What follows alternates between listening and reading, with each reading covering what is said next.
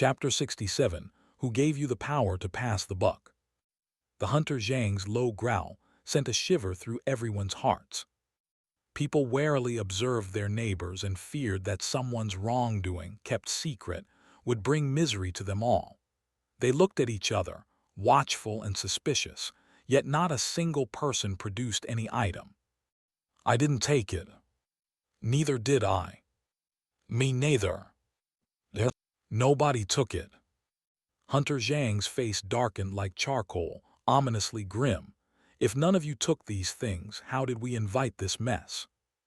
In between Cliff's Mountain, wild creatures roamed in droves, and spirit grass was plentiful. The rule handed down by Peng Village was clear. Hunting the wild creatures of Between Cliffs Mountain was permissible, but plucking the Ganoderma immortal herb was not. As for why, the ancestors didn't specify, but the rule had been passed down just so. Yet surely the villagers really hadn't taken anything, so who was to blame? Involuntarily, everyone's gaze turned to Tang Zelin and Yuan Zio, the outsiders. Zelin frowned, while Yuan Zio's eyes widened in shock. We haven't taken even a single grass. Could it be that they were suspected? What kind of nonsense was this? Even now, he felt wronged. He had never seen such an assembly in his life. Had to be over 100 venomous snakes before him, right? One bite from each, and he'd be turned into a pincushion. Tang Zelin's expression wasn't as rich, nor his stance as clear as Yuan Zio's, but obviously being suspected was not a pleasant feeling. However, the current situation was too pressing for doubts and suspicion, so he simply commented lightly. Let's deal with the snake swarm first. Hunter Zhang snorted coldly, clearly still furious. People like him, born and bred in the woods, surviving off the mountains, held profound respect for nature. There were many rules, knowing what to take and what not to, not like the outsiders who didn't understand or respect the customs.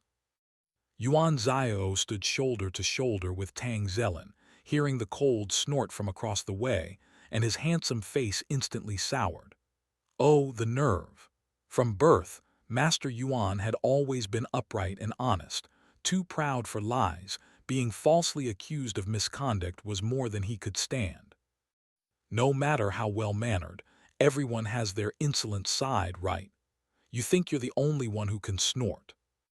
Yuan Zio snorted back, poised to retort with a couple of sharp words when he looked up and caught Tang Zelin's warning glance not to stir the pot, and the words he was about to say got stuck in his throat, nearly choking him.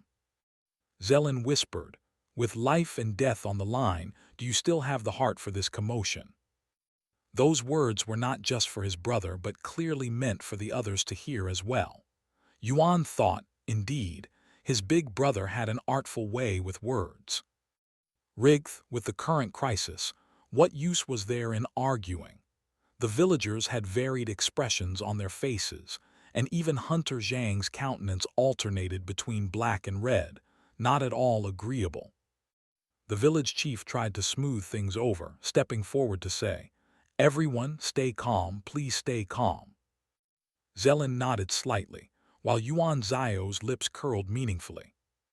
From the start, there were problems hidden within this hunting trip, issues not disclosed beforehand, and now when trouble arose, they wanted to pin it on the outsiders. Heh. Zelin shook his head at Yuan Zio, knowing well his brother's temperament, amiable when happy, but a complete hothead when upset, sometimes blowing a fuse regardless of the occasion, utterly willful. This was someone else's territory, and Zelin feared a real conflict could put Yuan Zio at a disadvantage. Zelin's meaning was clear to Yuan Zio. It wasn't that he couldn't hold his temper, it was just that he was frustrated. To blame outsiders for their problems, it wasn't so much about him, but implicating his older brother Tang Zelin really ignited his fury. Who was his big brother Tang? The man was an absolute idol in his eyes. Just as the circle of snakes drew closer, tightening around them and ramping up to unbearable tension. Suddenly, The earth trembled, the ground underfoot shaking violently from side to side. At first, everyone was too disoriented to react, feeling dizzy, until the realization set in and screams erupted amongst them. Run for it, it's an earthquake. On the edge of the fairy spring peach forest, Su Shu was squatting in front of the tiny miniature peach tree, wondering if she should give it a try. Just as her hand grasped the trunk of the little peach tree, she suddenly felt her body sway, and before she could react, she tilted to the side and fell to the ground. What's happening? The earth shook and the sky rocked. A few seconds later, Su Shu finally came to her senses, realizing it might be an earthquake. She reflexively ran to a nearby thick tree and clung to it tightly, then immediately shouted loudly for Liangzi and Dongzi. Whether hugging the tree was useful or not, Su Shu didn't know, but at that moment in the mountains, surrounded by forests with countless interlocking tree roots underfoot, it wouldn't collapse and break as severely as in urban areas. As the sky moved and the earth shook, the emergency responses from her previous life instantly tensed her spirit, and her heart was tremendously shocked. How could the earthquake have come so soon? Wasn't there still a month left? Had the apocalypse come early? In her momentary distraction, Su Shu had not noticed that due to her earlier tension, something extra was now in her hand. By the time she realized it, the originally short and frail peach tree had already been ripped out from the ground by the roots. Su Shu, It was an accident, definitely an accident. She hadn't done it on purpose. But since it was already uprooted, she obviously couldn't replant it right there and then. Not knowing if her life was in danger, Su Shu didn't have time to think too much. Since she had already pulled it out, she decided to keep it for now. Thus, she put the little peach tree into her space, which had a preservation feature. She was too busy to tend to it now and would plant it again later when everything was safe. In the initial few minutes, aftershocks continued, one by one, one by one. Su Shu carefully observed for a while and realized that, although it was an earthquake, their area didn't seem to be severely affected. She immediately let go of the peach tree and went to find Liangzi and Duzi to make sure they were both safe. Thinking of returning to the village, Su Shu was concerned about Zai, who was still in the village. She didn't know how Peng village at the mountain base had fared during the earthquake minutes ago, or if Zai was all right. Liangzi and Duzi, also terrified by the sudden earthquake, were pale and bewildered. Fortunately, Su Shu was calm. Upon hearing her decision to go down the mountain, they followed her to check on their family members. In the first moment of crisis, the first thing we all think about is that I need to go home. I want to be with my family. Descending the mountain amidst continuous aftershocks was very dangerous, a fact Su Shu was aware of, but she couldn't rest easy knowing Zai was down there. To ensure safety, she again observed the situation of the aftershocks with Liangzi and Duzi, and once it seemed safe, the three of them quickly ran down towards Peng village. Even if they fell during the journey, the three helped and protected each other on the way back to the village. Luckily, as Fairy Spring was close to the village, frequent but mild aftershocks occurred along their way back, which were not fatal. Being young, it didn't take them long to reach the village. Just as they arrived, a sudden intense shake of the mountain behind them was followed by a deep rumbling sound. Hearing it made their hearts tremble. Below the mountain, Peng village was completely different from its appearance early in the morning. With clouds of dust everywhere and despite many houses not having collapsed, the cracked walls and the panicked people all showed the ravages of the earthquake, wrenching Su Shu's heart as if it were caught in her throat. Everywhere she looked, villagers were covered in blood, frantically trying to rescue other disaster-struck villagers. Su Shu's head buzzed. She dared not think, dared not listen, and ran home with Duzi. Duzi, Sume, come here this way, this way. From a distance, an older sister loudly waved and called out to them. Su Shu and Duzi quickly ran over. The somewhat unfamiliar older sister saw Su Shu approaching, took a child she was protecting in her arms, and said, "Feng Jai went to rescue people. She told me to protect Zai here and wait for you." Su Shu's eyes welled up with tears. She hugged Zai tightly and kept thanking her. "Thank you, sister, thank you, sister." Her voice choked up, uncertain of what words of gratitude were appropriate. Zai was all she had left. She could not afford to lose her. The sister's eyes also turned red. She patted Su Shu's hand, soothing her. "We were worried about you encountering trouble in the mountains. It's good that you are safe. As long as you are safe. You can't go into the house now, it's too dangerous. Everyone is taking refuge in the open space near the village committee. Stay here and don't wander around, it's too dangerous." Su Shu nodded, tightly holding Zai to calm her racing heart. Zai in her arms was very well behaved, tightly hugging her aunt after the scare, burying her head in Su Shu's arms, finally feeling secure. After calming down for a while, Su Shu saw the sister trying to leave and hurriedly pulled her back. "Sister, where are you going?"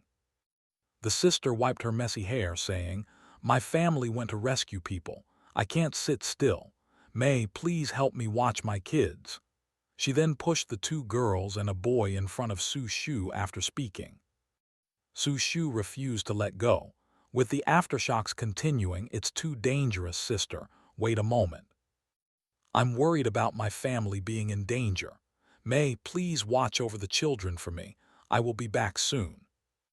Su Shu wanted to stop her but couldn't bring herself to do it, and could only let her go, looking down at the 4 or 5 children beside her, her brows deeply furrowed, unable to relax. Doozy tried to run off, but Su Shu grabbed him, her expression stern. "You are not allowed to go anywhere. Stay here and watch over your brothers and sisters." Feng Jai and the others had gone to rescue people. With so many children here, any loss would be devastating, even if the adults returned safely. Su Shu was unfamiliar with Peng Village, so she wouldn't act rashly. Villagers were spontaneously rescuing those in distress. In this danger, what she could do was to help watch over their loved ones here. After ensuring Zai was okay, Su Shu quickly picked a few capable-looking people from the crowd taking refuge in front of the village committee's square. She was concise in telling them what should be done now. Although Su Shu was an outsider, Peng Village had never faced such a disaster, and everyone was panicked and scared, their dread spreading across faces like a virus. At this moment, having someone as apparently composed as Su Shu stepping up to guide everyone was incredibly motivating. At that time, Su Shu did not realize her strong composure was like a tranquilizer in the hearts of the villagers taking refuge in the square, soon helping ease their tension. After several significant tremors, the aftershocks gradually lessened, and the earth seemed to quiet down bit by bit. Thanks to Su Shu and several villagers, although new refugees continuously arrived at the square, the overall situation was stable. Su Shu watched Doozy sitting there, tightly protecting Zai, and a warm feeling swept through her heart. Among the villagers in sight, as time went on, the injuries of those arriving later were more severe than those who came earlier. The village doctor, along with his only apprentice, carried a medical box and moved through the crowd providing emergency treatment and bandaging the wounded. After the earthquake was when the most danger presented itself. In the square, 70 or 80 people of all ages had already gathered, but the younger ones had all gone to rescue others. At this moment, the strongest labor force of Peng Village, following the hunting team, was still hunting in the deep mountains, and their current situation was unknown. Su Shu did not see Grandpa Peng among the crowd. Upon asking around, she learned that the octogenarian had actually taken all the able-bodied men with working arms and legs to help with the rescues, while the women of the village were going door to door with the elders to see if anyone had been missed. Under the collapsed houses, the dirt and dust were rampant, and many people's expressions were tense and pained. Su Shu organized people in the square, as at any moment new villagers might join them. Emotions could easily influence one another when people gathered together. Su Shu divided the people she had found into groups, with one person overseeing each area, always mindful of everyone's emotions and injuries, providing timely medical attention. Because sometimes, when people are faced with a greater shock, they often don't feel the pain in their bodies due to extreme tension. Su Shu feared that the delay in treatment could turn minor injuries into serious ones. The village doctor was busy, sweating profusely as he went from one person to another, checking, medicating, and bandaging. The first aid kit was opened and closed repeatedly, and the medicinal supplies inside were soon depleted.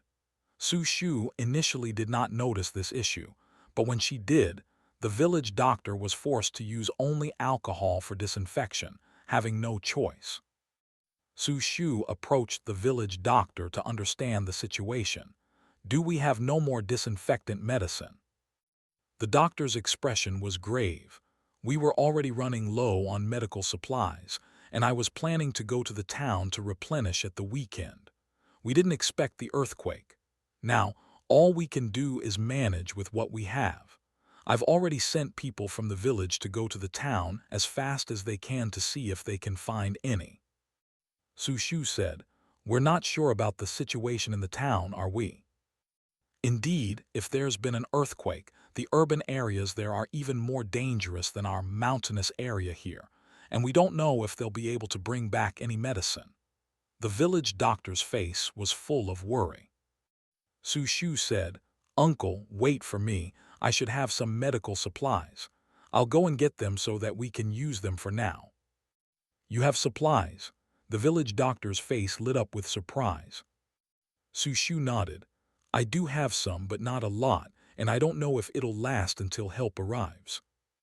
"Having some is better than none, thank you, miss." "Of course, keep going with your work. I'll bring them from my car." "Yes, yes, go ahead." Su Shu's car had been parked in the square before the quake, fortunately spared from being destroyed. On her way to get the medicine from her car, she regretted not having prepared a stockpile of medicine earlier. She always thought there was more than a month's time. Her plan was to solve the food issue first and then deal with the medical supplies. But she had not anticipated encountering an earthquake in Peng Village so suddenly. Indeed, there was not much medicine in space. Just 2 or 3 boxes of first aid supplies she had intended to use in exchange for food, purchased from local pharmacies before coming to Peng Village. Quickly, Su Shu moved 3 boxes of first aid supplies, using her car as a cover. At such a time, medicine was as valuable as life itself. The village doctor, hearing that Su Shu didn't have a lot of medical supplies, assumed they were probably the kind found in a regular household's small first aid kit and didn't have high expectations, thinking something was better than nothing, at least better than having to use alcohol directly. But now, seeing 3 boxes of first aid supplies, which even exceeded the village's supply before the earthquake, he was astonished. After the shock, his face was filled with gratitude. "Miss, all these. Are you giving them all to us?" He really wanted them all, but Su Shu was an outsider after all. Would anyone really be willing to part with so many medicinal supplies? Su Shu said, "This is all I have. I'm not sure if it'll last until rescue arrives." "This is already a lot, thank you, thank you." The village doctor kept thanking her. The villagers waiting for treatment around them could hear their conversation and knew how precious the 3 boxes of medicine were. They all thanked Su Shu, who kept saying it was nothing, and after mentioning she hadn't expected her reserves to be of help, she started helping the village doctor dress simple wounds. The village doctor, seeing her skillful bandaging, was surprised. "Miss Su, are you a nurse?" "I'm not, I don't know medical techniques," she replied as she bandaged a villager who had head injuries treated by another village doctor. "I thought you might be medical personnel, seeing how skillful you are at bandaging." I learned some emergency aid bandaging from someone else, Su Shu explained as she cut off the end of the bandage with scissors. I see, you'll have to bear with us then. No problem. Initially, Su Shu had time to attend to other things, but as it grew darker and more people arrived with increasingly severe injuries, she became busier, and the medical supplies were rapidly depleting. However, the village doctor had his apprentice take a box of medicines somewhere else for temporary storage. Su Shu didn't understand, isn't that box needed? While saying this, Su Shu's tone was a bit grave. She had intended for all the medicine in the space to be used for Pang Village's villagers, not to be hoarded for others' private use in a crisis. Seeing her displeased expression, the village doctor realized she had misunderstood and quickly explained. Miss, you forgot, there are still many people trapped deep in the mountains, their fate unknown. If they return, they will also need treatment. I thought it best to keep one box in reserve just in case. We can use these 2 boxes here with the thought they might hold us through. The village doctor's explanation made sense, especially since the villagers trapped in the mountains were mostly the main breadwinners from each household. If they were seriously injured or couldn't be treated in time, even after the earthquake, it would be a heavy blow to each family. When everyone heard the medicine was being saved for the men coming back from the mountain, those who had initially reacted like Su Shu no longer thought much about it. After all, what would they do if the medicine ran out by the time the men returned from the mountains? Realizing she had misunderstood someone's good intent, Su Shu apologetically said, "I'm sorry I misunderstood." The village doctor smiled lightly. "Miss Su, to hear you say that makes me feel embarrassed. We can barely thank you enough for the medicines, let alone harbor other thoughts. Now, come help me bandage this uncle's arm." "Sure, okay." Not one to fuss, Su Shu apologized for misunderstanding others' good intentions and devoted herself to assisting the village doctor with the treatments. It was getting darker, and they needed to do as much as they could before nightfall. After a while, Grandpa Peng was carried back by a few villagers, causing Su Shu to jump in fright. What happened to Grandpa? Feng Hua was a mess, her face smeared with sweat-mixed grime. Swallowing, she called out, "Is there any water? Get me some." Su Shu quickly brought it over, and Feng Hua took it to Grandpa Peng's side, painstakingly helping him drink. After a while, Grandpa Peng finally opened his eyes and looked around with dim eyes. "I'm all right, help me up. I still need to go and dig out Xuanzi's father." Su Shu hadn't heard clearly when, beside Grandpa Peng's stretcher, with a thud, a woman in her 40s knelt down. "Grandpa Peng, stop digging. Stop digging. My father has already passed away, let him go. You need to take care of your own health. Grandpa, you've already saved little Xuanzi. That's enough, really, it's too dangerous over there, don't go." The bystanders, unable to bear listening, turned their heads away, their eyes reddening. Su Shu, holding the disinfectant, stood nearby, feeling distressed. In Peng Village, someone had died. Grandpa Peng struggled to sit up and upon hearing this, cursed angrily. "Nonsense! Xuanzi's dad is still alive. I need to save him, he's waiting for me, his old buddy, to save him." "Grandpa, don't move, your leg is injured." "Nonsense, what injury do I have? Don't stop me. I'm going to dig old Xuan out." Grandpa Peng was trembling with anger. Why was everyone stopping him? Old Xuan was still hanging on, he needed to go. "Grandpa Peng, please take care of yourself, I'm begging you." That sister-in-law, pulling her son who had been rescued, knelt down to kowtow to Grandpa Peng. As she was bowing, someone noticed she was bleeding from below and exclaimed, "Xuanzi's family, you're bleeding." The village doctor hurried over, checking Xuanzi's daughter-in-law, his expression gradually turning solemn. Su Shu also grew nervous. "This is bad, she's having a miscarriage. The bleeding won't stop. She needs to be taken to the town hospital," the village doctor urgently said. What should be done now? Given the current situation in the village doctor couldn't treat her, and the safety of the journey to the town was uncertain. It was unknown if Xuanzi's daughter-in-law could even endure the trip, and even if she could, with the way she was bleeding, the prognosis was grim. The village doctor used every possible method, but still felt that they must immediately send her out. Otherwise, her life was in imminent danger. There were 3 vehicles in the village now, a truck, one owned by Su Shu, and another driven by Tang Zelen. Su Shu said, "I'll drive her out, you stay here." The village doctor nodded. "That's fine. I've given her an injection that I hope can slow the bleeding. She should last a while on the road, but be extremely careful on the way to town." Lives were at stake. Su Shu went to start the vehicle and drove it over, and with everyone's help, they lifted Xuanzi's daughter-in-law into the car, and for safety's sake, they also sent a strong young man to accompany them. In the afternoon, everyone's emotions had been fairly stable, but by evening, news of casualties came one after another, and under the night people started to feel restless. Just as Su Shu was starting the car and preparing to leave, suddenly 2 people came running up frantically, their faces filled with extreme anxiety when they saw Feng Hua and Grandpa Peng. "Grandpa, our road has been blocked by the mountain that collapsed." "What?" "The road was blocked." Grandpa Peng was shocked, using the arms of the person next to him to struggle to his feet, and grabbing the collar of the other person he shouted, "You repeat that, where is it blocked? How is it blocked?" "It's our village's main road, right at Wan Gully. The mountainside along the road collapsed.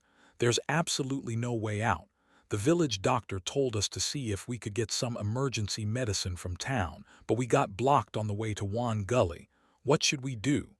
If we can't get out, can outsiders come in to save us?" the 2 young men said, crying. Su Shu sat in the driver's seat, her heart sinking. The road was completely blocked. There was no way the car could get out.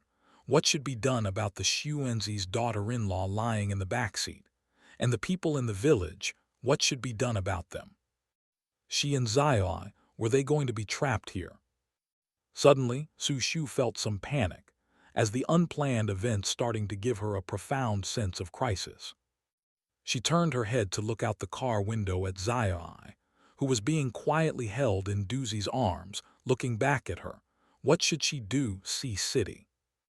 Underneath a residential complex, a black luxury sedan is parked, its emblem indicating its expensiveness, causing passers-by to subconsciously avoid it for fear of accidentally scratching it. Inside the car, the radio station is interrupting with recent news. "Dear listeners, good day. We now bring you an urgent report. At 13:46 on the afternoon of May 25th, a 6.8 magnitude earthquake occurred in Quishui County of T City, D Province, with a focal depth of 25 kilometers. This earthquake has affected a wide area, and relevant government and rescue forces are rushing to the disaster zone for assistance." The presenter's voice is crisp and clear, each word distinctly articulated, but the man in the driver's seat seems not to hear it, dialing someone's phone number for the nth time, only to be consistently met with, "The subscriber you are dialing is out of service area." Shen Han's eyes contain a piercing coldness, his patience exhausted over the past 2 days. Su Shu, a girl with no close kin, has disappeared without a trace along with a child, not returning home through the night. This isn't like her at all. Shen Han grows increasingly displeased with the sensation of losing control over event after event. Yearning for her yesterday, he drove here to find her, only to discover nobody home, and despite his knocking, received no answer. He had initially thought she was simply avoiding him, deliberately hiding inside and keeping silent. However, a neighbor passing by on their way home from shopping saw him, and informed him that they had seen Su Shu leave with luggage and a child that very morning, appearing as if she was setting off for a long journey. Shen Han's heart immediately sank. After letting Zai Duo go downstairs, he waited a while longer, and during that time, he called her several times without an answer, frustrating him to the point of throwing his phone onto the car dashboard. After calming down, he drove away to return to his company. Today, he faced the same result as yesterday, still without any sign of Su Shu. She seemed to have vanished overnight, not even bothering to inform him before disappearing. Shen Han waited in the car for a long time, feeling as though Su Shu might drive in through the front gate the next moment. Unfortunately, he was too hopeful. After failing to reach her for the nth time, his phone suddenly displayed an incoming call from the company. He swiped to answer nonchalantly. "What's the matter?" On the other end was the reliable secretary from his office. "President Shen, there's been an earthquake in D province this afternoon, and people are inquiring about our company's situation." Shen Han frowned. "What about the other enterprises?" "No news yet, but President Gao from Hengyang Enterprise has called, hoping you can contact him." "Understood. What about our response to the earthquake?" Shen Han turned up the volume behind him a bit, listened intently for a while, and replied, "Prepare 5 million in relief supplies and a 10 million donation to send immediately." "Okay." After hanging up the phone, Shen Han looked up once more at Su Shu's house, which still showed no activity. He furrowed his brows slightly, started the car, and decided to head back to deal with urgent matters first. He did not know that the girl he was looking for was currently trapped in the disaster area, her fate unknown. On the way, Shen Han's phone rang again, and it was Jiang Meili calling. Jiang Meili's opening words were tenderly inquisitive. "Han, where are you?" Shen Han's brows knitted slightly. The form of address from her wasn't pleasant to his ears. "Driving." "Oh, are you heading to the company or going home later? I'll come over to pick you up." "To the company." "Back to work so soon after returning to the country. It's your mother's birthday tonight. Aren't you going to get off work early? I also don't know what your mother likes. How about I head over to your office later so you can help me figure out what to do?"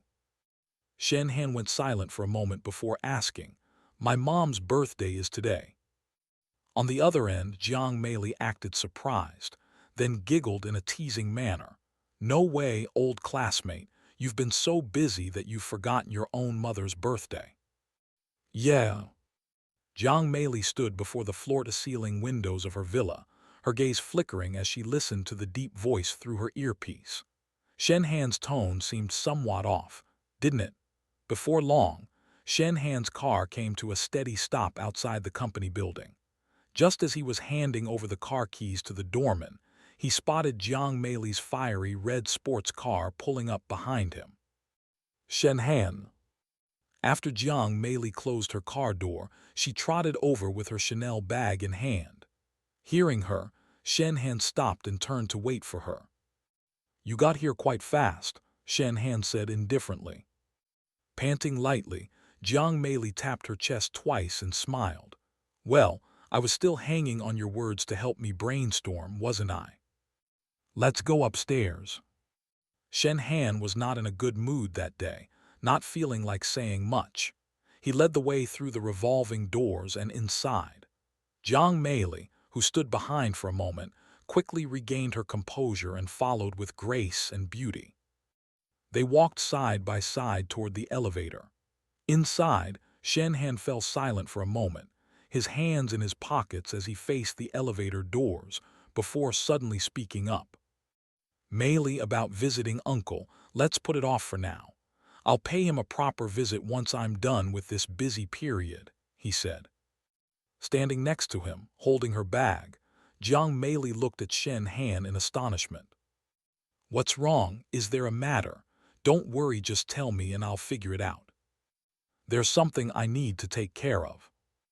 Jiang Meili very much wanted to ask what was so important that he had to postpone their family's meeting. She felt an unsettling premonition in her heart, but after hesitating for a long time, she still couldn't bring herself to ask. She wasn't foolish. She could sense that ever since Shen Han had last met with Su Shu, his thoughts had become indecipherable. From their school days to studying abroad and then to returning home after graduation, she just couldn't understand why, whenever Su Shu appeared around her, things didn't go smoothly for her. Whether it was the senior she liked during her university days or Shen Han she took a fancy to overseas, there weren't many men Jiang Meili felt something for in her life, yet somehow, they all had connections with Su Shu. She could have let past feelings for Xiao Ran be, as he had been the campus heartthrob throughout their school days, indeed, talented and handsome. Unfortunately, his family background wasn't a match for hers. Even if she liked him, their relationship wouldn't get past her family's disapproval. Her pursuit of Xiao Ran was born of attraction, an emotion that lasted only until graduation. Afterward, one remained to work in the country due to family reasons, and the other went abroad for further studies. There was no interaction between them anymore. She was sorrowful, sure, but she knew Xiao Ran was not right for her. But Shen Han was different. It wasn't just about suitability. During the years they spent together in the United States, she had initially not paid much attention until she gradually discovered that his previously indifferent demeanor became utterly fascinating once she truly got to know him. At first, Shen Han wasn't nice to her, always cold and indifferent, maintaining merely cordial relations. She thought it was just his nature, but later she accidentally discovered the relaxed expression and faint doting in his eyes when he talked to Su Shu, and she couldn't stand it. After enduring it for a long time, she couldn't help but ask him about his relationship with Su Shu. She clearly remembered Shen Han saying, "Just friends." They loved in college and parted after graduation, just like what happened between her and Xiao Ran. Since Shen Han and Su Shu were just friends, she didn't think there was anything wrong with her liking Shen Han. She hadn't stolen or snatched him away. With their matching talents and looks, equal family backgrounds, weren't they the perfect match? Why should she care about Su Shu, who was already a thing of the past? However, she could never forget the way she saw Shen Han react that day, when Su Shu suddenly appeared. To Shen Han, Su Shu still meant something after all, and Jiang Meili really didn't like this attachment. It didn't matter what man it was. Unless she lost interest once she had her sights set, she would never let go easily. Shen Han was a catch among men, and though she was not his girlfriend during the years in the United States, as a classmate and friend, she was the person who knew him best. What claim did Su Shu, who she hadn't seen in years, have to compete with her? In the past few days, she had no idea where Shen Han had gone, but she had a feeling, albeit one she disliked. Shen Han would be hers and no one could change that. She wouldn't let go easily, so she wouldn't provoke his ire. What was a slight delay in meeting the parents? She could wait as long as Shen Han would ultimately be hers. She had the patience to see it through. "Aren't you coming out?" Shen Han pressed the elevator button and frowned at her. The elders from the Jiang family and the Shen family had long intended to forge a good relationship between Qin Jin. Operating in City C for many years, the two families, led by the Jiang family, had always wanted to get closer to the Shen family ever since Jiang Meili took a fancy to Shen Han in America. The Jiang clan had been doing business for several generations in City C and had deep roots, but it was a pity that among the new generation, there were more women than men, and few outstanding ones. Currently, the family's position in City C was solely supported by the old foundation. In contrast, the Shen family, although it had been managed for only 2 generations, had risen to become a highly sought-after new elite in City C after years of dedicated effort. In particular, the third-generation successor Shen Han, who had just returned from studies abroad, despite his young age, acted with extreme prudence and maturity. He had already secured a position in the company shortly after his return, and his future prospects were boundless. Therefore, The parents of the Jiang family were pleased to see their daughter growing closer to Shen Han. However, the daughter who returned from the Shen family that evening seemed to be in a bad mood, and Jiang's mother, sitting on the living room couch, watched her deep-in-thought daughter as she went upstairs, feeling somewhat worried. Didn't she visit the Shen family today? Why does she look so unhappy when she comes back? Did the Shen family make her lose face? Jiang's father looked down at the newspaper and, without raising his head, frowned and said in a deep voice, "Nonsense! What kind of family is the Shen family? How could they make her lose face?" Jiang's mother pursed her lips, then looked at how she came back with such a dark face. "I don't know what happened." Jiang's father turned a page and lifted his head. What else could it be? Every time she's not happy, it's because of that kid Shen Han. Did the two have a quarrel? Mentioning the future son-in-law, Jiang's mother grew even more worried. She quite liked the child from the Shen family. Wait a bit, then go probe for some information. That's a good idea. Jiang's father absent-mindedly turned on the television, which happened to be broadcasting emergency news about an earthquake. The news not only reported on the disaster caused by the earthquake, but also especially thanked the first batch of enterprises that had donated relief materials and funds. Jiang's father squinted at the television for a while, noticing that the Shen family's name was prominently out there, and the scale of their materials and funds was not small at all. Jiang's father remarked, "This lad Shen Han, though a novice, is acting far more reliably than some old-timers in the Shen family. Talking about an earthquake, there comes an earthquake. The heavens really don't want people to live peacefully. Just look at these poor people, tusk, it's too frightening," Jiang's mother said sympathetically on the side. Jiang's father watched the latest news for a while, and then made a phone call to his secretary. The content of the phone call was concise, decreeing that the Jiang family would also donate relief supplies, standing with the people in the disaster area through thick and thin. As for the scale of the donation, that was simple, just match the Shen family's scale.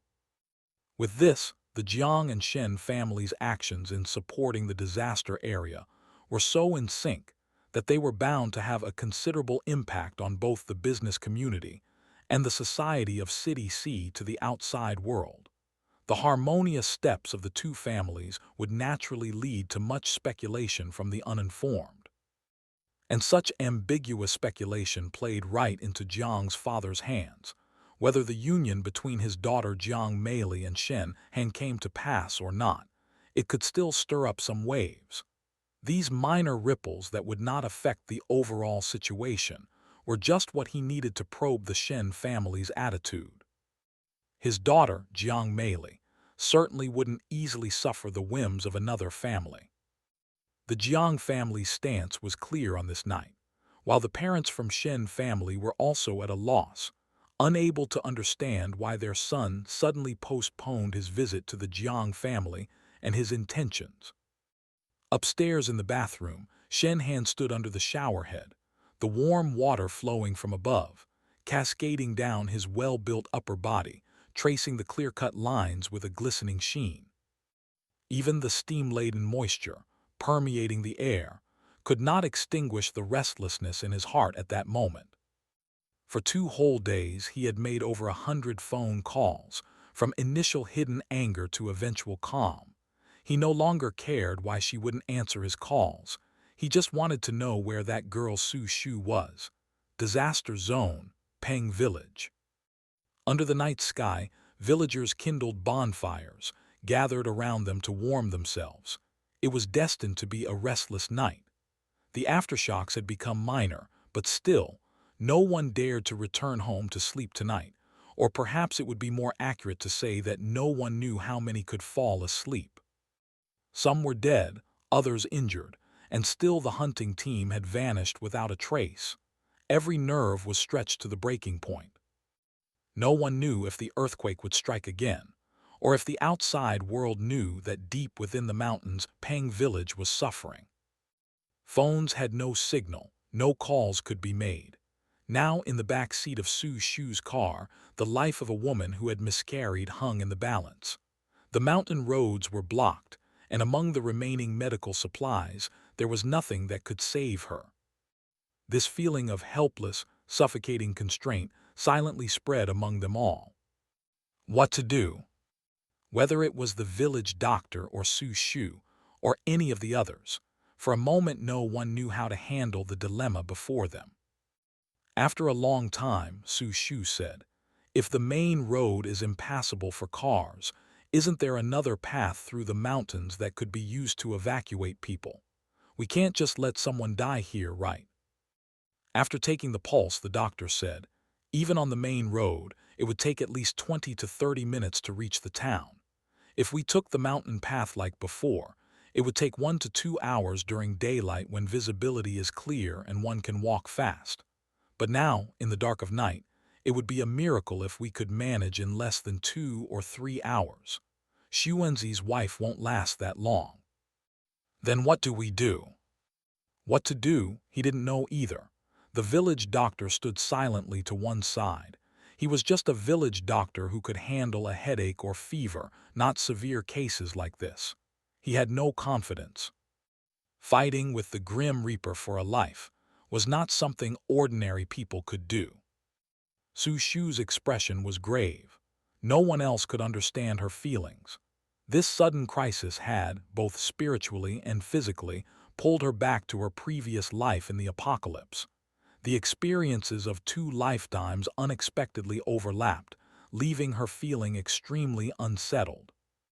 She knew all too well that an apocalyptic disaster was inevitable, but still, she was unwilling to accept the arrival of a calamity that devoured lives without spitting out the bones. She hadn't been reborn for long, yet she had started to see people falling before her. Perhaps the person who had given her a hot sweet potato only yesterday was now separated forever by life and death. That resentment, unwillingness, and anger towards a fate that could not be altered erupted from deep within her chest, lodged in her throat, impossible to cough up, impossible to swallow, leaving her miserably choked up. She had already taken out all the medicine in her space, but it was useless. The small reserve was a drop in the ocean compared to the sudden disaster. Xuanzi's wife was not yet dead, but under the current circumstances, with no medicine, no doctor, and no way to transport her, what difference was there between her state and waiting for death? To merely watch someone die because nothing could be done was too cruel. Besides, everyone's mental state was unstable. Continuing to wait, unable to provide aid and forced to succumb to death, would instill even more fear in those who remained alive. Su Shu understood this feeling all too well. When there was no hope for life, what might happen was unpredictable. She remembered her space was quite special and wondered if she could find something useful inside, even if it were just something to keep Xuanzi's wife alive. But with everyone watching, how could she slip away to search inside it?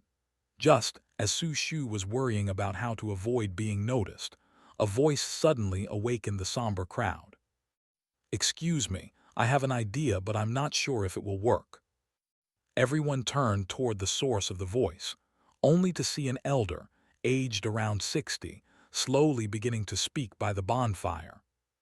Peng San, who was lying nearby, said, "If you have a solution, speak up quickly." The man nodded.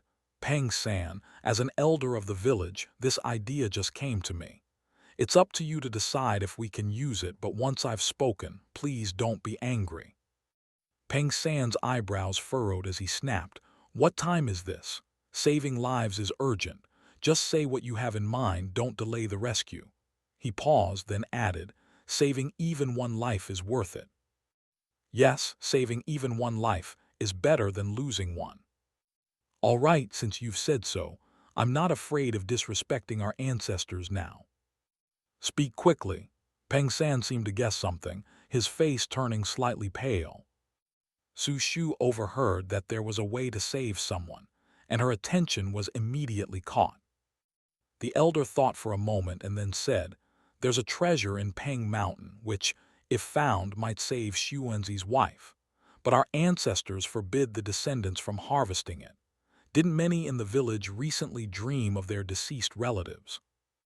With these words, many faces showed a sudden change in expression.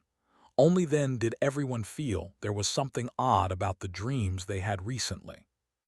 Some remembered the content of their dreams, the words their ancestors had said, and tears welled up in their eyes. Peng San, after hearing this, fell silent. He knew what the man meant. Not just him. Many people from Peng village, except for Su Shu and the children unaware of the context, seemed to instantly grasp the proposed method of saving lives. Su Shu, confused, looked towards the village doctor who had also become silent. Su Shu asked, "What is it that can save lives?" The elder, having said his piece, fell silent. Everyone knew what was going on. Saying more was pointless. Peng San remained silent for a long time, as if making a significant decision, then said, "Even if that thing could save her life, it's too dangerous to search in the mountain woods during the night." Everyone fell silent as well. Indeed, walking in the mountain woods at night was too dangerous. Who would go now, and who would dare to? Moreover, the treasure was deep within Peng Mountain, elusive as a shadow.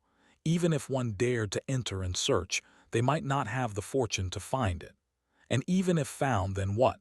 Such a precious life-saving herb, should it be used for Xuanzi's wife?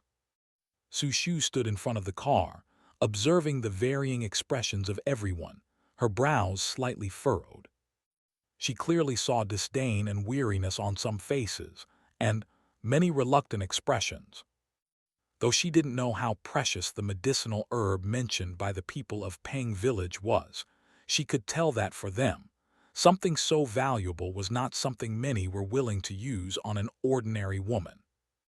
In other words, the life of Xuanzi's wife, who was unconscious in her car, in the eyes of most, was worth less than the perhaps non-existent medicinal herb. Gradually, Su Shu's heart, which had briefly let down its guard, started to withdraw, rebuilding a faint wall of stone. Rather watch someone slowly die than use something that could save them. She didn't want to judge whether they were right or wrong. She just felt. Although the apocalypse had not yet truly arrived, this night she already felt a chill. In the square, silence reigned, and the night wind was bitterly cold. Su Shu silently waved to Zai, who, understanding her intentions, came over with her little backpack and her dirty dinosaur king in tow. The night was too cold, and she only felt a trace of warmth when hugging Zai. The villagers were still discussing what to do, but Su Shu suddenly didn't want to listen anymore. She opened the car door, got in with Zai, and in the back seat lay Xuanzi's wife, still in a difficult position. Su Shu touched her neck, thankful her heartbeat was still there. Seeing her actions, the village doctor who stood outside the car opened the rear door to check, frowned, closed the door, and went out to talk to old Peng. Su Shu couldn't hear what they were discussing. She just knew that things looked grim for Xuanzi's wife behind her. She lowered her head and stroked Zai's soft hair, while Zai looked up at her from her embrace, her eyes as mesmerizing as the deep sea. Suddenly, Su Shu thought of a place where she might be able to enter the space unseen. Soon, Su Shu found an undamaged restroom by claiming physical discomfort. With the door properly closed, outsiders wouldn't casually come looking for her, and just a few minutes would suffice. Although the location wasn't ideal, it was the only place to remain unseen for the moment, less worrying than being around others like old Peng and Sister Feng. With just a thought, Su Shu entered the space. She lit the lanterns in the small courtyard of the space, illuminating it brightly. Upon entering, she immediately saw the little peach tree she had accidentally uprooted, lying pitifully as if it were a wronged bride. Unfortunately, Su Shu didn't have time to tend to it as she was in a hurry to find something. She searched inside and out, at least 3 or 4 times, but found nothing. Apart from the materials she had purchased, the space had nothing that seemed like it could save someone, which was somewhat disheartening for Su Shu. The atmosphere in the space seemed brighter than the last time she was there, and the ground around the house seemed much wider. Standing in the courtyard with her arms crossed, she looked around. As she surveyed the area, her gaze fell on a water well in the corner of the courtyard. She remembered reading in space-themed novels that sometimes certain waters were special. Could the water in this well in her space have some miraculous effect? She drew a bucket and poured a cup to taste it, to see if it had any effect, but after a while she felt no change. She had drunk from this well before and hadn't found anything special about it. It seemed no different from ordinary drinking water. She had come hopping for a solution but ended up empty-handed, which, needless to say, left Su Shu feeling terrible. After drinking a few sips, she carelessly tossed the remaining water aside. It landed at the base of the small peach tree. Suddenly, something surprising happened. The water Su Shu had spilled was rapidly absorbed by the roots of the peach tree, leaving not a trace on the ground. Holding the cup, Su Shu froze for a moment. Then it dawned on her what she had just seen. Unconvinced, she stepped forward to check, and indeed the spilled water was completely absorbed by the tree. Not only that, but she noticed that at the root base, where some parts had been torn, those wounds seemed to be slowly healing. She wasn't sure if it was her imagination, but it felt like one or two of the 7 fruits on the tree seemed a bit redder than before. This well water.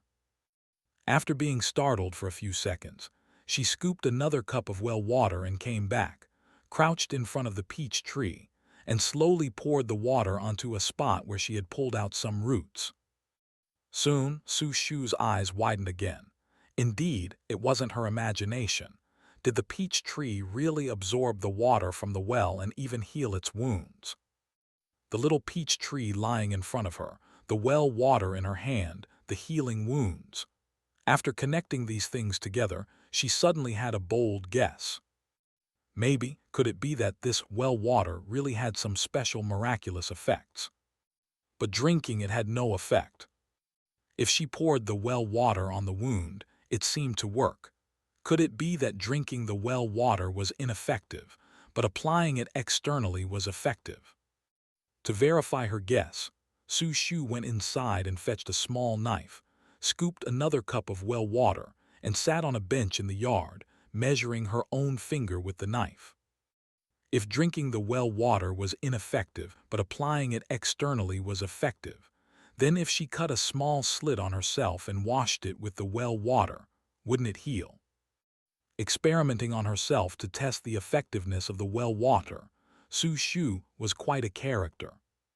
However, a few minutes later, as Su Shu stared at the small cut on her finger, which still showed no signs of healing, she frowned and reached for a band-aid to cover it. Had she guessed wrong again? This well water, it wasn't anything special after all. Those waters that could cure diseases and save lives were from someone else's space. The well water in her space, after all that trouble, was just water. Hope, disappointment, then hope again and disappointment again. Su Shu turned to look at the little peach tree and casually splashed half a cup over it. Just the same, every drop of well water surrounding the tree was absorbed by it without a trace. Could it be that there wasn't a problem with the well water, but with this peach tree? Ah, right. She suddenly remembered the grove of peach trees growing beside Fairy Spring. Could it be that this peach tree was the odd one out? She looked down at the few drops of water in her cup. Was it the well water, or would any other water do? Having thought it, she did it. She went into the storeroom, opened a bottle of mineral water, and poured it at the base of the peach tree to see if there was a difference. The result, the small puddle on the ground, proved with facts that the peach tree could only absorb water from the well. After trying several more times, Su Shu finally confirmed that this delicate little peach tree, which she had accidentally included in her space, was indeed a natural rarity, even picky about the water it absorbed. Because of Su Shu's meddling, the little peach tree, which had fully absorbed the nutrients from the well water, had one of its 7 green fruits completely ripen.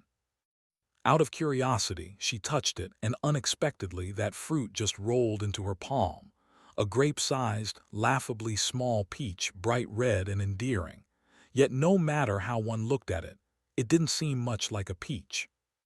With the little peach tree well sated with water, the fruits reddened and the leaves greened, yet it lay on the ground with numerous roots spread ungracefully. This sight was somewhat pitiful. Su Shu got a shovel, found a spot in the yard and planted it. After watering it several times, she took the mini peach fruit and left the space. She hadn't found anything that could save lives, and feeling rather down, she returned to the car. Zai was quietly waiting for her in the passenger seat. After Su Shu got in the car, she ruffled Zai's head and handed her the fruit in her palm. "Here, this is for you." She had eaten a peach beside Fairy Spring and it was delicious. Although this fruit was small, she thought it probably wouldn't be too different. Zai held the tiny peach, both surprised and curious, examining it from all angles, not daring to eat it. Su Shu glanced out the car window. The people outside were still discussing, and she sighed quietly to herself. If they continued to delay like this, the people behind would really die, she said. Zai, stay in the car. Then she pushed the door open and got out. Left in the car, Zai stared at the small peach in her hand, tried to hold back but couldn't. The sweetness of the peach was too enticing, and Zai gently bit off a small piece with her teeth, chewed and swallowed. So delicious. In the back seat was Xuanzi's wife, who was unconscious waiting for treatment, and little Xuanzi, who refused to leave his mother's side and remained silent. Zai lifted her head, saw him timidly staring at her, looked down at the tiny peach in her hand, blinked her clear eyes, hesitated for 2 seconds, broke off the side she had been eating, and handed the rest to little Xuanzi behind her. Little Xuanzi shook his head fearfully. I don't want it." Zai stretched out her arm, pushed it forward a bit more. He wouldn't take it, so she wouldn't put it down, and at last, little Xuanzi could not resist and accepted it. Zai turned her head and smiled. But little Xuanzi did not eat it upon receiving it. He only smelled it in front of his nose, carefully picked out the pit, and fed the flesh to his unconscious mother. "Huh." Zai was somewhat surprised, and little Xuanzi murmured shyly, "My mom. Her mouth is dry, she will be thirsty." "Oh." Zai nodded her head. As half of the fruit flesh entered Xuanzi's wife's mouth, little Xuanzi silently swallowed his saliva, held his mother's hand, and looked through the window at the grandparents in the village next door arguing. As a child, he could not understand what they were arguing about, but he vaguely felt that their dispute had something to do with his mother. Did they not want to save his mother? Little Xuanzi's gaze turned dim, his face dusty.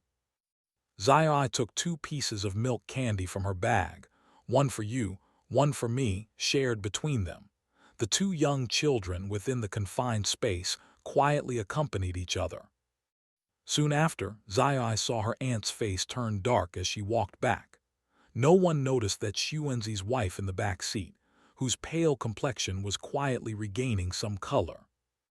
Su Shu suddenly pulled the car door open and sat down, slamming the door shut with force, and then she suddenly leaned over the steering wheel, her shoulders trembling.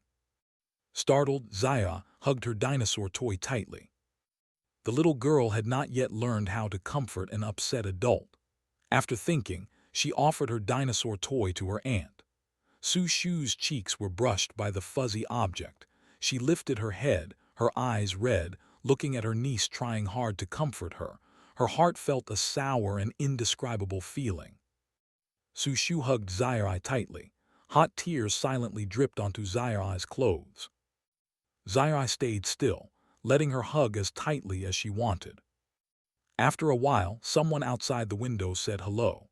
Su Shu released Zai, turned her head to wipe away her tears, and her face regained a faint expression. "Miss Su, we should still take Xuanzi's wife out of the car. If there is an accident in the car, it won't be good for you." Su Shu looked down at the steering wheel. Her eyes moved slightly, darkening. "Whatever." The two people who came to pick up the woman were met with Su Shu's indifference, making them feel awkward as they hurried to carry the unconscious woman out of the car. Little Xuanzi naturally followed. Su Shu did not even lift her head. She did not want to know where they took Xuanzi's wife or what would become of the woman afterward. Hearts can turn cold indeed. A Ganoderma, too precious to spare for an ordinary woman to save her life. Entering the mountains at night, she knew it was dangerous, yet there wasn't even a thought about trying for a woman's sake. Su Shu suddenly felt it was ridiculous for her to be here now. She had taken out all the medicine she had prepared, feeling guilty for not having prepared enough, but in the end, when there was a glimmer of hope for one person, they insisted on watching her walk to her death. Su Shu suddenly lost the desire to sacrifice for Peng Village's residents, stayed in the car, eager to leave with Zaya as soon as possible, not wanting to stay here for another second. Only by holding Zaya in her arms could she feel the warmth like a spark in this cold night. The apocalypse hadn't really arrived yet. It was just a pre-warning disaster. Had women's lives already begun to be worth so little? In her last life, she had seen too many lives being treated as insignificant as grass, and now, in this life, she had to relive this torment again. Damn the heavens! With a self-deprecating cold laugh, Su Shu, "Oh Su Shu, having been reborn, have you forgotten how much you've suffered in your previous life because of your excess kindness?" All night long, Su Shu didn't leave the car, just holding Zai inside, while the people of Peng Village seemed to sense her sudden alienation. Though there were those in the crowd who were disdainful, more were able to understand. Su Shu was an outsider, a young girl. How could she know that for a place like theirs, a man's life was much more valuable than a woman's? There weren't many men in Peng Village to begin with, and now half of them were trapped in the deep mountains, uncertain of life and death. The remaining men had to look after all the villagers, and simply couldn't spare people to venture into the mountains for the slim chance of rescuing a woman on the brink of death. In their eyes, Xuanzi's wife was already 1 foot in Yanluo Hall, and even if she could be saved, the chances were very slim. At such a time, to risk possibly losing more able-bodied men for one slim chance, they couldn't justify the cost, no matter how they calculated it. So they didn't blame Su Shu, a young girl, for not understanding. Even if Xuanzi came back later and knew about the situation, he wouldn't say anything. After all, they had left a descendant for his family, hadn't they?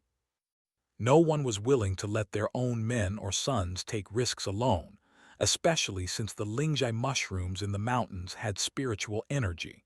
Could you find them just by wanting to? Now everyone's lives were in jeopardy, one after another, dead or injured, and it wasn't just Xuanzi's wife who was ill. Everyone was just toughing it out. If they could make it through, they'd survive. If not, then that was that. To sacrifice a group for the sake of saving one, the math didn't add up. As dawn broke, the village roosters were scared into silence, not crowing to announce the day. The occasional bark of a dog still reminded everyone that a new day had arrived. Agony. Every minute, every second was agony. The work of searching for other villagers began early, with old Peng leading people out. From afar, he glanced at Su Shu's car, shook his head, and walked away with a sigh. Su Shu sat in the car, actually seeing old Peng and the others, feeling indescribable, just finding it too suffocating to continue staying here. Last night, old Peng had also tried to persuade others to help, but despite being respected in the village, what reason did he have to send someone else's men into the mountains to die at such a time? She understood. Just as Su Shu had made her peace, ready to hear about Xuanzi's wife the next day. But she couldn't have imagined that the next morning, Xuanzi's wife, who had been unconscious all night, suddenly woke up, and her body miraculously recovered, no longer in danger of dying. When Su Shu heard the news, she was completely stunned. A person who was nearly dead the night before was now miraculously alive again. No, one knew how a person on the brink of death could come back from the gates of hell overnight. Unable to find a reason, they could only attribute it to the blessings of their ancestors. Su Shu didn't know the reason either, but the fact that people could come back to life was enough. The villagers of Peng Village, after a night of calm, had begun the next day to prepare for the possibility that the disaster relief might not come for a long time. Peng San and some of the elders were discussing that if the main road couldn't be cleared, they would have to try taking the mountain paths to send messages to the outside world. Located in a remote area, Peng Village would face even greater difficulties if they couldn't effectively communicate their situation to the outside world. The earthquake hadn't caused severe damage to the village, so food wasn't an issue. The real problems were medical supplies and emergency treatments. Peng Sanai noticed that the new girl, having only been through one night, had changed completely. It wasn't that Su Shu had changed much, but his sharp old eyes, having observed people all his life, could see the calm surface and emotionless depth in her eyes, devoid of the empathy she had shown the day before. Despite not standing by idly regarding the issues of settling people in the square and rescuing villagers still unaccounted for, the elder still found an opportunity during a break to approach Su Shu. "Su girl." Su Shu was sitting on the ground, about to drink some water and have a bite to eat, when she suddenly heard someone calling her name. She looked up and saw Peng Sanai. She stood up politely and said distantly, "Grandpa Sanai." "Sit down, old man is tired. May I rest here with you?" What could she say but yes? She made some room to her side, and the two of them sat on the ground together. A villager distributing food brought a portion to Peng Sanai. The spot Su Shu had chosen was a bit distant from the crowd, which was exactly why Peng Sanai felt inclined to talk to her. "Would you care to chat with an old man like me?" Su Shu took a bite of her own bread. "Sure." "The bread is too dry. Have some warm porridge later." "MHM." Su Shu's responses were polite and courteous, but they lacked the previous ease and warmth. Peng Sanai sat beside her, took a sip of warm porridge, warmed his stomach and sighed. "The people of Peng Village have disappointed you." Su Shu's bread-eating halted suddenly, but only for a few seconds before she resumed her composure. After a while she said, "No, it's normal, I understand." Peng Sanai said, "You can understand but not accept." "I can accept too," Su Shu said. Peng Sanai turned to look at her. The young girl, earnestly saying, "I can accept," with an unchanged expression and unaltered gaze, was obviously speaking from the heart. Yet that heartfelt sentiment was now devoid of its former warmth. She must have thought it through all night, Peng Sanai reckoned. "Girl, maybe you think I'm being presumptuous in saying this, but I would like to explain on behalf of the people of Peng Village. Sometimes, it's not that the people in the village are heartless. We have lived here for generations, through good times and bad. In tough times, we always face many difficult choices. Sometimes, human power is so feeble that retreat and cowardice are inevitable." Unexpectedly, Peng Sanai explained so much to her. Su Shu's gaze fell on the green hills in the distance as she pondered his words.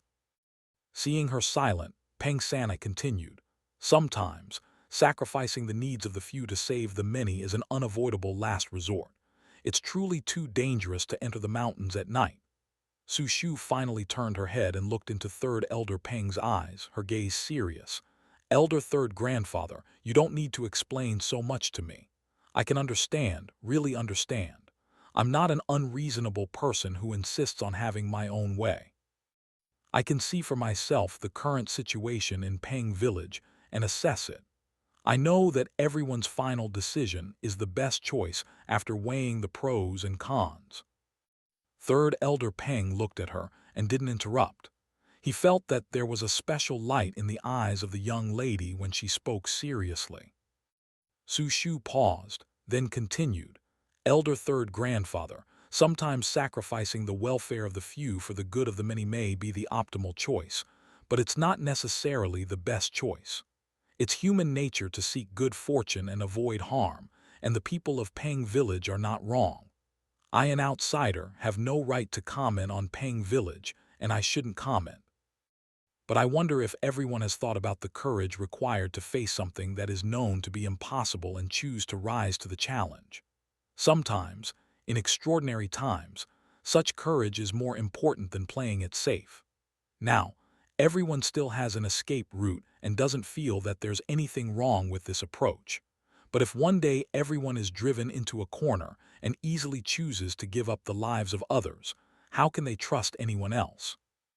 At that time, when everyone is looking out for themselves, wouldn't that pose an even greater danger?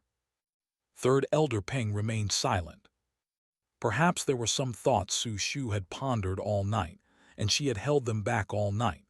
She had planned to prepare herself today to try to leave Peng Village through the mountain trails. She hadn't anticipated that Third Elder Peng would seek her out to talk. After thinking it over, she decided to speak her mind. After a long while, she took a sip of water and said lightly, "In times of despair, the best things aren't food and medicine, but hope." And last night, the people of Peng Village had extinguished the spark of hope, embodied in doing one's utmost without giving up with their own hands. She didn't know whether the people of Peng Village, who had chosen between precious medicinal herbs and human lives following the earthquake, would still trust those around them when facing the true cruelties of the apocalypse in the near future. She wondered whether they would still be willing to trust each other. When faced with difficulties again, she had no idea whether they would choose to persevere or to give up. All this, she couldn't guess anymore. Peng Village, surrounded by mountains, rich in forest treasures blessed by the heavens. Its location secluded in a corner, advantageous in the land. Its people, generations of kin, close in blood, harmonious in unity. The people of Peng Village, with the blessings of the right time, place, and unity, might surmount the several years of the apocalypse crisis more quickly than outsiders if they were all united. Now, Su Shu dared not contemplate the future of Peng Village. Yesterday, thank you, Elder Third Grandfather, for speaking up for me, for speaking for that sister-in-law. Su Shu remembered how Third Elder Peng had set out the pros and cons last night, but alas. After a long silence, Third Elder Peng said, "It's hard on you, young girl, to think so far ahead for our Peng Village." Third Elder had lived through many big storms in his life. The word Su Shu said, thinking far ahead from one step, somehow connected to the recent nightmare-laden times and this sudden disaster, gave him a vague and uneasy premonition. Su Shu lowered her head, looking at the stones under her feet, and after a while she spoke slowly. "When I was young, my parents passed away, and over the years I, like everyone else last night, always weighed the pros and cons before doing anything. I always thought that if heaven treated me so unfairly, why should I care about the life and death of others? It's good enough if I can take care of myself. I never thought what I did was wrong. The things I wanted, I would strive to acquire them. It was only after I met someone that I realized there really are people who, no matter what dire situations they face, refuse to give up their principles and beliefs. He did many things which I considered superfluous, and also many things I would never agree to do. At first, when he did them, I thought he was silly, why bother? But later, I realized that I was the silly one. Sometimes the sacrifices we make are not for others but for ourselves, to help ourselves retain our integrity and not become someone we dislike." She had seen those truly strong people who, facing the grim reality, still charged forward with undiminished passion. She had witnessed all the cold blood, indifference, scheming, entrapment, betrayal, selfishness. And in the end, only longed for the one passionate heartbeat in the endless darkness that never faded. Yet she herself was unable to keep up with even a tenth of his pace. Peng Sanai and Su Shu had not been chatting long when a villager hurried back from outside to report that rescue troops were making their way through the blocked roads to enter the village. Both were overjoyed and went along with the others to arrange the welcoming of the rescuers. Su Shu hadn't expected the rescuers to arrive so quickly, and he breathed a sigh of relief. As long as the mountain road was cleared, other matters would be easier to handle. When the villagers heard that the rescuers were clearing the road and would soon arrive, everyone was thrilled.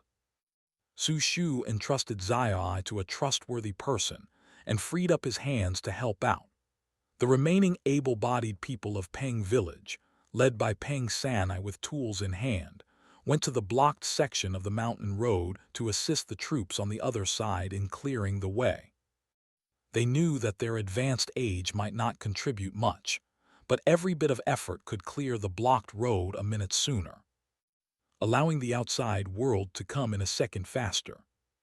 Peng Village was not only waiting for rescue and treatment for these remaining 100 or so people, but there were also dozens of villagers still trapped deep in the mountains who needed assistance. On the other side of the blocked mountain road, the local garrison troops rescue team, officers and soldiers drenched in sweat, were working at full strength to clear the road. The rescue commander shouted loudly, "The people on the other side are waiting for our rescue. Everyone, hold on, keep holding on. If we push harder for one more minute and open the road sooner, the support troops behind us can come in. Do we have the confidence?" "Yes," countless soldiers shouted in unison. The determination on the other side inspired the villagers on this side. Peng Sanai's eyes grew moist, and he swallowed hard twice. Calming the excitement in his heart, he said to the surrounding villagers, "Those on the other side are young men the age of our children.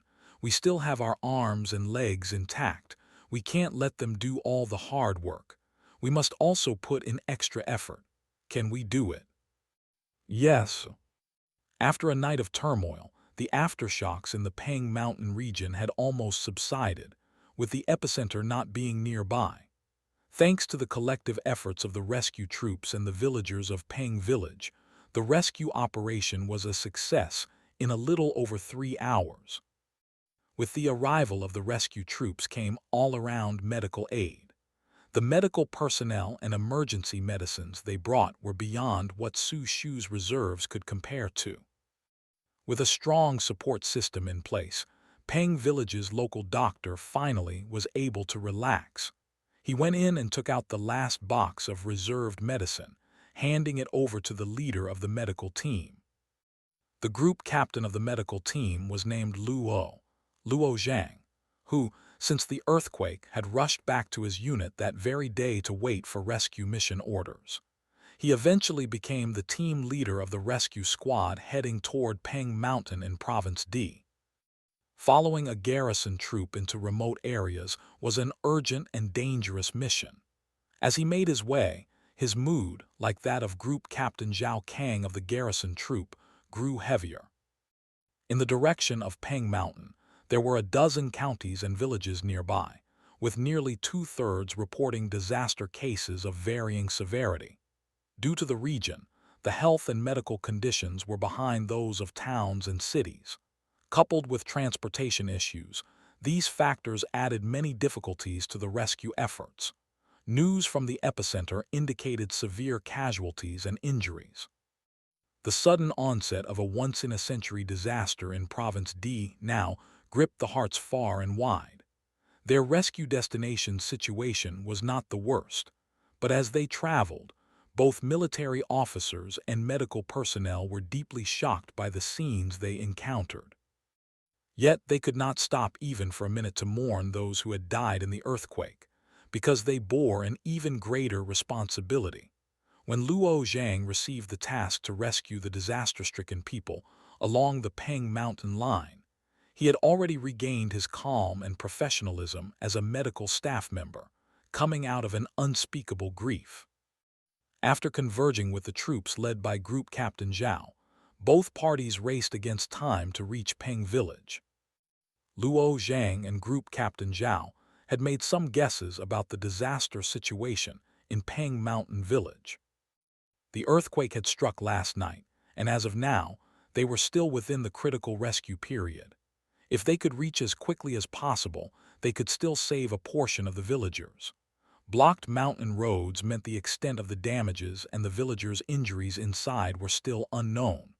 The village's medical condition was of great concern.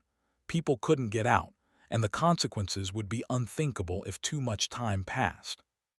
In addition, with Peng Mountain region being covered in forests, their biggest fear was secondary disasters caused by the earthquake, which would escalate the severity of the situation. However, when they entered the village and saw that most of the villagers had gathered in a safe place for shelter, and observed the professional arrangements for earthquake precautions, both felt a sigh of relief in their hearts. It seemed that there were knowledgeable people in the village who had managed to minimize the damage as much as possible. What surprised Luo Zhang even more was that the injured villagers in Peng Village had already received early emergency treatment. He and Group Captain Zhao looked at a couple of people, and both had a hint of surprise in their eyes. "This technique, it looks like our military's method," Zhao Kang remarked. "Fortunately, there are knowledgeable people in the village. I didn't expect to find so many medical supplies stored here," Luo Zhang said. Old Peng, leaning on a cane, came over. Despite his physical strength already being severely depleted, he still stood with a straight back, persevering. Group Captain Zhao asked directly, "How many people are still unaccounted for now?" "Combining adults and children, there are still more than a dozen people missing from the village. The rest are all here." As he clasped Old Peng's hand, Group Captain Zhao said, "Leave the rest to us. You've worked hard, Elder. Please, go over there and let the medical staff check if anyone else is injured. It's best to treat any injuries sooner rather than later." As he spoke, he turned to lead his men to search, but Old Peng suddenly grasped his arm tightly. "Elder, you are the leader of the military, right? Yesterday, early in the morning, over 30 people from our village went up the mountain to hunt. They didn't expect to encounter the earthquake, and now those people are still trapped in the mountains, their fate unknown. Could you please rescue them?" Upon hearing this, Zhao Kang's expression turned serious and meticulous. "There are still over 30 people trapped in the mountain. Yes, they are all young people from our village. No matter what, you must bring them back. Alive we must see them, and dead we must." Unable to finish his sentence, Old Peng's eyes reddened with emotion. Patting Old Peng's hand firmly, Zhao Kang assured him, "Elder, rest assured, we will do everything in our power to bring them back." Old Peng nodded his head in gratitude. Su Shu tirelessly assisted the village doctor and the medical team in their relief efforts. Hearing what Old Peng discussed with the military leader, she was momentarily dazed. In her past life, she often saw similar scenes by Tang Zelin's side. Many people pleaded with him in the same way, and like Group Captain Zhao, he did everything he could to accomplish his mission in his olive-green uniform. Now he must also be in the military, worrying about the earthquake disaster over here, she thought. Suddenly, a familiar name reached her ears. Tang Zelin and Yuan Zio, are these two people soldiers? Group Captain Zhao was confirming the list of missing persons in the mountains with Old Peng, accompanied by guards. Su Shu shuddered violently, standing up in a daze. Had she heard wrong? "There, just listen, Peng San," I said. "Tang Zelin is with the Border Defense Regiment in Province B, and that Yuan Zio is his friend, not a soldier." Zhao Kang nodded and said to the guard beside him, "Have all the missing persons been accounted for?" "They have been," said the guard. "Good, old man. Find us someone who knows the mountain paths. We're heading into the mountains to search right away." All right. Suddenly Su Shu rushed over. "Wait a minute. Zhao Kang and Peng Sanai both froze, looking at Su Shu who had suddenly appeared. Zhao Kang, not quite understanding, turned to Peng Sanai. Peng Sanai explained, "Thanks to this girl's help, we were able to take refuge so quickly, and she also brought the emergency medicine." So that was it. Hearing about Su Shu's tireless rescue efforts in such a disaster, Zhao Kang couldn't help but feel a fondness for the young lady before him. "Miss, may I help you with something?" I just want to ask about the name. I mean, the name you just mentioned, is it Tang Zelen?" As she asked, she was extra cautious, as if afraid of having heard or asked incorrectly. Her heart kept denying it. Surely it was a case of mistaken identity. It couldn't be. Wasn't he in City C? How could he be here? Peng Sanai was startled, not understanding why she suddenly asked, but he still answered her question. "Yes, Xiaoting's full name is Tang Zelen. I forgot to mention, he and his friend arrived in the village one day ahead of you. That car parked near the entrance of my house was brought by him. Unfortunately, they went into the mountains, otherwise you could have met him. He is also from Province B, apparently serving in the military in City C," Sanai said. Su Shu couldn't believe it. "He is missing in the mountains." Speaking of this, Peng Sanai's face showed worry. "They went into the mountain with the village's hunting team. Now we have no idea about their condition. I hope young Tang will be fortunate and safe." Su Shu briefly described Tang Zelen's appearance, and after receiving a definite answer, she went silent for a long while. How could he be here? How could he possibly be here? It's too dangerous.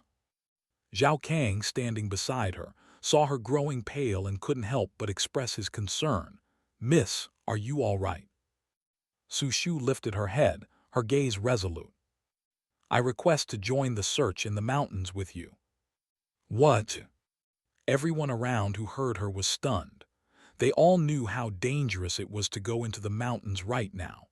Yet, this young lady, rather than staying put, wanted to set off on a search with them. "No, it's too dangerous. You should stay here. We will do our utmost to rescue those inside." The group captain refused her request. Su Shu said, "Please let me go with you. I often hike in the woods. I won't cause you any trouble. I want to search in person." Making her wait here for news about Tang Zelen was an agony she could barely endure every second. The group captain still tried to persuade her to stay, for staying would be safer. But unfortunately, after mutual persuasions, he reluctantly agreed. All because Su Shu said something he couldn't refuse. "I am his fiancé. I can't do nothing and just wait here helplessly for news." In order to get their agreement to take her into the mountains, she impulsively told a lie. With the road to Peng Village Mountain cleared, the rescue needed to be conducted, the medical treatment given, and the situation of the disaster in the village was promptly reported to the higher-ups. Accompanying them were official media, who, despite the difficulties, followed to this location for the purpose of delivering a clear and accurate picture of the disaster situation in remote areas to the outside world. After receiving permission from Group Captain Zhao, Su Shu arranged for Xia's care before pretending to take tools necessary for entering the mountain from her car, when in fact she was transferring items from her space into her backpack. Carrying a bulked-out backpack over, Group Captain Zhao worried she was too delicate to bear the load and wanted another warrior to help, but she declined. "I can manage," she said. "With so many items, climbing the mountain will be strenuous." "It's not strenuous, I can carry it. You all have it harder," she responded. In the end, she carried the backpack herself, and as for its contents, Zhao Kang did not inquire. He figured it was just food and drink. Perhaps the young lady was worried about her fiancé, who was serving in the military, being hungry in the mountains. Although Zhao Kang, as a fellow serviceman, thought the likelihood was slim, he could understand Su Shu's concern. Besides, the girl didn't want to trouble their warriors with her affairs and prepared everything herself. Zhao Kang had to admit his impression of her was favorable. After packing food, drinks, emergency medical supplies, and everything needed for a rescue, including stretchers and ropes, a team led by Group Captain Zhao prepared to make their way into the mountains, accompanied by a villager familiar with the mountain paths and Su Shu, who had volunteered to help with the search and rescue. Before departing, they were inevitably intercepted by news reporters insisting on covering the story, conducting brief and rapid interviews. Group Captain Zhao, are we now organizing manpower to conduct a search and rescue mission in the mountains? How many disaster-affected people are there? How long have they been missing? And in your opinion, how likely is a successful rescue? Would they face more danger in the mountains than in the village? And how difficult is the search and rescue operation? Group Captain Zhao provided a concise and summary response. We can only know the full situation once we go in, but we will do our utmost to save every disaster-affected individual. The reporter wanted to ask more questions but was turned away by Group Captain Zhao. With an urgent situation at hand and people still trapped in the mountains, he had no time to waste speaking. His message was clear. No time for interviews. They should go report on other matters. Zhao Kang turned to organize the troops. Assemble. Once the team was ready, the temporary forest search and rescue team set off towards the mountains, unaware of the dangers that lay ahead but holding firm in their belief to bring every disaster-affected individual back to safety. To capture the moment, the cameraman recorded everything from their assembly to departure, and their departing figures, all retained in the camera's frame. On the way, Group Captain Zhao told Su Shu, "Watch your step, and if you can't carry any longer, hand it over to the warrior beside you." Su Shu replied, "Group Captain Zhao, I am sure I can carry it." Zhao Kang nodded and then called out to those behind, "Pick up the pace." There, in Sea City, at Shen family's villa. For the past couple of days, Shen Han's parents had been in front of the living room TV, watching the disaster relief situation in the neighboring province. Scene after scene of tragic images on television depicted the cruelty of nature and the insignificance of humanity. From around the corner of the staircase, the thudding of footsteps could be heard. Turning around, Shen Han's mother spoke up, "We're about to have dinner. Are you heading out again?" Shen Han came down the stairs, holding a document, planning to head to the company. "I have a business dinner tonight." Watching TV, Shen Han's father said, "I heard you decided to donate 10 million. Yes. Right, donate first. That's good. Look at the disaster area, it's just next door. It's heartbreaking to see." Rushing to leave, Shen Han saw his father had no objections to his decision. He glanced at the screen, and with just that look, a familiar figure suddenly appeared within the frame. What was she doing there? How could Su Shu appear in the disaster area on TV? Shen Han stared at the familiar figure on the screen, and when he confirmed that the person inside was Su Shu, his entire demeanor suddenly changed drastically. He had been standing behind the sofa for some time when Shen's father glanced back at him and turned around, thinking he was lingering because of the distressing news report, and couldn't help but say, "Do you also find it quite upsetting?" Shen Han's fingers gripping the documents tightened involuntarily, his dark pupils dimmed. He murmured a low affirmation, and then turned and strode out. She vanished without a word. Not only did she not tell him, but she also headed to the disaster area. "Fine, well done," Su Shu, avoiding him and heading to the neighboring province. All the time outside his day-to-day work, he spent searching for news about her. Seated in the back of the car, Shen Han's gloomy gaze turned towards the car window, a fire smoldering in his eyes.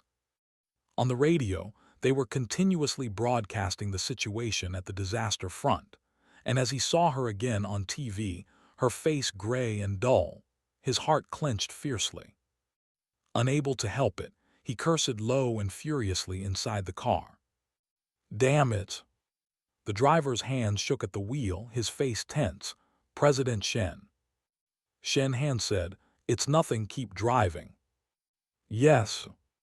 The driver breathed a sigh of relief inwardly. It was a good thing he wasn't the one being cursed at. 20 minutes later, an SUV followed and parked steadily beside them. Shen Han got out of the car, turned, and got into the SUV behind. A capable secretary stood by the door, slightly worried. "President, the roads to the neighboring province are too dangerous. Let me accompany you." "No need," Shen Han rejected coldly. Taking the keys and starting the car on his own, he wanted to see for himself just how reckless she could be. A good home wasn't enough for her. She had to run to a disaster area as if her life was worth nothing. "According to your instructions, the emergency supplies have been readied in the back, awaiting your orders." "Good." With that single syllable, the car sped off like a shot. Shen Han couldn't understand why, upon seeing her in the disaster area, he would abandon important company negotiations and stubbornly go looking for her. By the time he realized what he was doing, his car was already racing along the highway. Along the road, one could occasionally see rescue materials being transported to the disaster area. He had no interest in those. His sole focus was to reach Peng Village, as mentioned on TV, as quickly as possible. The search and rescue team moved into the mountains in single file, along the narrow mountain path. For safety, everyone stayed close together, with the village leader guiding the warriors behind him, rushing against the clock. Carrying a climbing backpack, Su Shu, to Group Captain Zhao's surprise, not only did not slow down due to the weight, but also moved at a pace on par with these men. Initially worried Group Captain Zhao eventually stopped concerning himself. After the earthquake, many original paths in the mountains were covered by fallen and uprooted trees, and some areas required careful navigation to proceed. Moreover, due to the sudden disaster, the wild beasts and poisonous insects in the woods were all startled, necessitating extreme caution while walking. Among the accompanying party was a military doctor with extensive experience in wartime emergency medical care, to ensure that if any villagers were found with severe injuries, they could be treated on the spot without delay.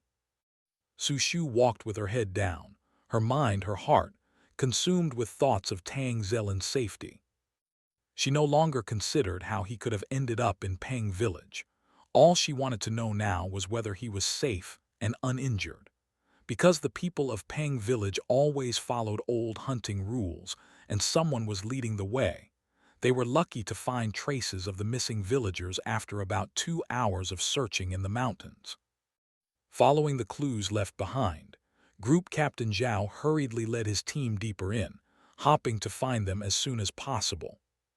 With a goal in mind, Su Shu's spirits were lifted. She hitched up the pack on her back and quickened her pace to keep up, her heart filled with both worry and a bit of nervousness for Tang Zelin. Half an hour later, near Between Cliffs Mountain, they finally found the disaster-struck villagers. The warriors approached swiftly, not even pausing to catch their breath, and together they lifted the fallen trees that had collapsed on top of the villagers. Zhao Kang ordered the guards to quickly check the surroundings for who was and wasn't there. Su Shu checked each person one by one, and every time she saw someone seriously injured, her heart raced to her throat, fearing it would be Tang Zelin. Only when she confirmed it wasn't him could she breathe a sigh of relief. However, as she checked each person, her breath grew tighter and could not be eased anymore. He wasn't among any of them. She grabbed a villager with minor injuries and asked, "Could you tell me if Tang Zelin came into the mountain with you? Where is he?" The villager she had grabbed was clearly terrified by the sudden earthquake and kept shaking his head, trying to break away from her questions. If one didn't answer, she would ask another, no matter what it took. She needed to know if Tang Zelin was still in these mountains and whether he was still alive. Zhao Kang, standing by and watching her pale face yet determined demeanor, grew worried and approached her. "Miss, your fiancé, being a military man, will have the ability to protect himself. Don't worry, we'll take our time and we are sure to find him." Su Shu nodded, but it was clear she hadn't really heard Zhao Kang's words. She said, "You don't understand, precisely because he is a military man. I'm even more worried about him now." Zhao Kang didn't quite grasp her meaning at the moment. Looking around at the injured villagers, Su Shu said lightly, "Because there are ordinary people here." A simple sentence, the meaning of which was unsaid yet understood, stirred Group Captain Zhao and the warriors beside him even more. Indeed, if it had only been them lost in the mountains, perhaps their chances of survival would have been greater. But with ordinary civilians around, as military men, they might encounter any number of dangers while trying to protect the people, which nobody dared to contemplate. Zhao Kang silently regarded Su Shu, the young woman who not only had the courage to venture into the mountains to search for someone, but was also able to deduce her fiancé's precarious situation from her surroundings. She understood the stance of them as soldiers, yet managed to remain calm and actively looked for useful information to find people. All the way up, he had never heard her complain of fatigue, nor had he seen her cry out of inability to endure, only seeing her determined gaze, not giving up any possibility of finding the missing. Touched by her resilience, Group Captain Zhao ordered all the rescue warriors to gather as much information as possible from the locals about Tang Zelen, Yuan Zio, and the other missing individuals. Finally, after questioning everyone, someone provided a new lead. To distract the snake swarm and save most of the villagers, Tang Zelen and Yuan Zio, along with 3 others known for their swift legs, acted as bait to draw the snakes deeper into the forest, while the rest of them ran to safety nonstop. Even so, there were those who reacted slowly and fell behind, met by the undistracted poisonous snakes, and died from their venom. As the 2 groups fled in opposite directions, those on this side had just escaped the snake threat and thought they were out of danger. However, an unexpected earthquake struck, the mountains trembled, and many were crushed or injured by the falling trees because of the unrest at Between Cliffs Mountain. Even they, who had sustained various degrees of injuries, didn't dare to think about the status of the 5 who had chosen to distract the snake swarm to allow the majority to live. Dead or alive, thanks for watching. Please subscribe and like the video and comment down if anything wrong in the story. And if have any suggestion to a new novel or want next part of any series, comment down. Our target is to get 1K subscriber. There will be SUPRISC for all of you. Stay tuned.